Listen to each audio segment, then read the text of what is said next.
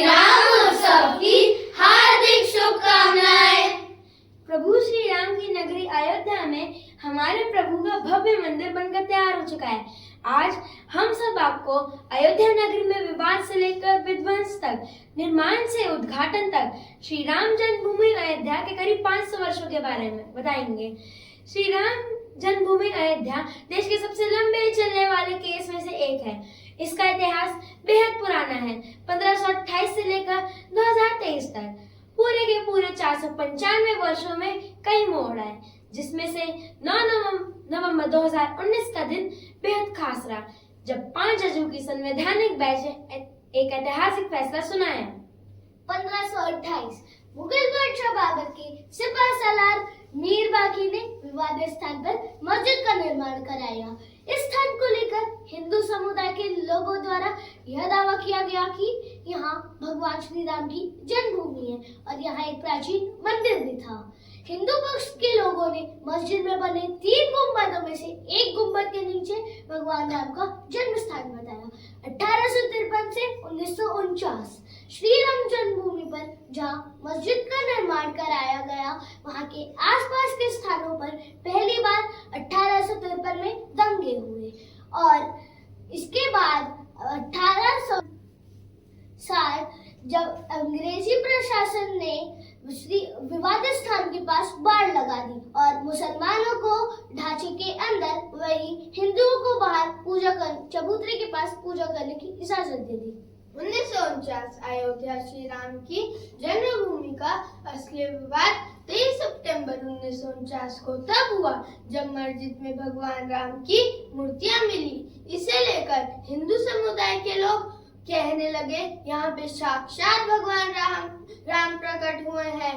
वहीं मुस्लिम समुदाय आरोप लगाने लगी कि किसी ने छुपके मूर्तियां यहाँ रखी है। लेकिन जिला मजिस्ट्रेट के नायर को धार्मिक भावना को ठेस पहुंचने और दंगों भड़कने के डर से इस आदेश में असमर्थता जताई। यह इस तरह सरकार द्वारा इसे विवादित ढांचा मानकर वहां ताला लगा दिया गया। 1950 फैजाबाद की सिविल कोर्ट में 2 अर्जी दाखिल हुई। इसमें एक तो विवादित भूमि पर रामलला की पूजा की इजाजत और दूसरी मूर्ति हटाने की इजाजत पर थी। 1961 यूपी सुन्नी वक्फ बोर्ड ने एक अर्जी दाखिल की और विवादित भूमि पर पोजीशन और दूसरी मूर्ति हटाने की मांग की। 1984 1 फरवरी 1986 में यूसी पांडे की याचिका पर फैजाबाद के जिला जज के.एम. पांडे ने हिंदुओं को पूजा करने की इजाजत दे दी और ढांचे में लगे ताले को हटाने का आदेश दिया।